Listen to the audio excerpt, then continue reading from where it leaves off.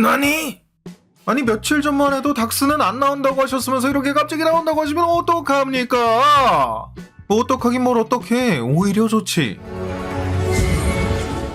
지금 오른쪽 상단 카드의 영상 안 보신 분들이라면 이게 오프닝부터 무슨 난리냐 싶을 수 있겠지만 바로 며칠 전 닥스 역을 맡고 있는 배우 베네딕트 오이영은 분명 어벤져스 둠스데이에 출연하지 않을 거라고 했고, 이는 조나단 메이저스의 해고로 인해 스토리가 전면 변경되었기 때문이다. 대신 둠스데이가 개봉한 바로 다음 해에 개봉할 예정인 시크릿어즈에선 더욱 중요한 역을 맡게 될 거라고 했는데, 이 오프닝부터 흥분하고 있는 것처럼 베네딕트 오이영이 이 둠스데이에 다시 나온다는 걸로 그 입장을 아주 완벽하게 번복했다고 합니다. 못 맞췄지롱!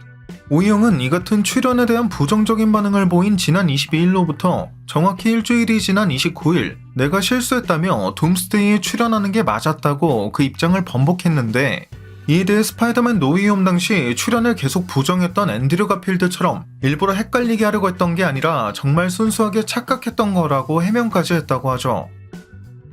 이 같은 해프닝이 생기게 된 건 아무래도 전적으로 오이영이 잘못했다기보단 닥스 3편과 둠스데이를 두고 마블 내부에서 잘못된 정보를 전달했을 가능성도 고려해볼 수 있을 것인데, 마블은 애초에 오이영을 닥스 3편과 둠스데이, 시크릿어즈 모두에 출연시키려고 했기 때문에 닥스가 둠스데이엔 등장하지 않는다는 게 사실 제작진 입장에선 헷갈리기 참 어려운 설정이긴 하지만, 그렇다고 해서 만약 이 같은 내용을 배우에게 정확하게 전달하지 않았다면 어찌됐건 정해진 대본대로만 연기하는 배우 입장에선 충분히 헷갈릴 수도 있지 않았을까 싶네요.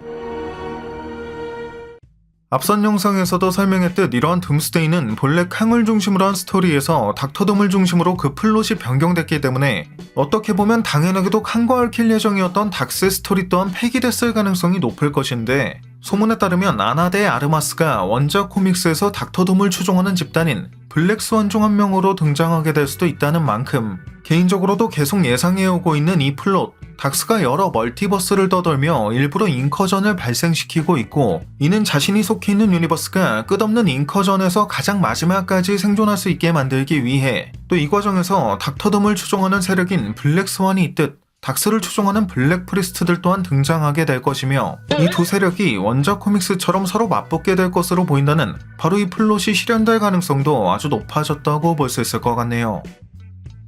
이런 둠스데이 플롯에 대한 보다 자세한 내용은 작품이 개봉할 무렵에 가서 설명할 예정이지만, 기본적으로 데드풀 3편에선 앵커비잉이라는 개념이 등장했고, 과거 마블은 닥스를 앵커라고 표현한 적이 있기 때문에 닥스가 앵커비잉이라는 점에도 1차적인 포커스를 맞출 수 있을 것이며, 노이홈 닥스 2편 당시에도 주목했듯 멀티버스를 상징하는 듯한 여러 띠가 복잡하게 얽혀있는 기억삭제 마법 코프코레룬, 그리고 닥스 2편 당시 완벽한 죽음을 맞이한 게 아닌 걸로 예상하고 있는 완다의 귀환 또한 중요한 포인트가 될 거라고 보는데, 그래도 예전부터 강조해왔던 가설 중 가장 강조하고 싶은 게 바로 이 순간 닥스가 봤던 약 1400만 개의 미래가 실은 타노스에게 승리하는 게 아니라 멀티버스의 구원과 연관이 있을 거라고 예상했다는 것인 점에선, 이 순간 닥스가 봤던 단 하나의 미래가 멀티버스 전체의 위협이 되는 둠, 괄호 열고 토니와 어떠한 연관이 있다는 식으로 묘사될 가능성도 기대해 볼 수 있을 듯 합니다.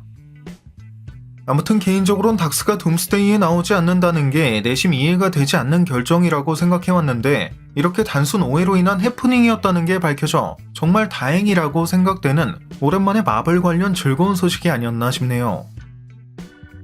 네, 오늘 준비한 영상은 여기까지였습니다. 영상이 재밌고 유익하셨다면 잊지 마시고 꼭 구독과 좋아요 그리고 알림 설정해주시면 감사하겠습니다. 그럼 지금까지 올원이었습니다.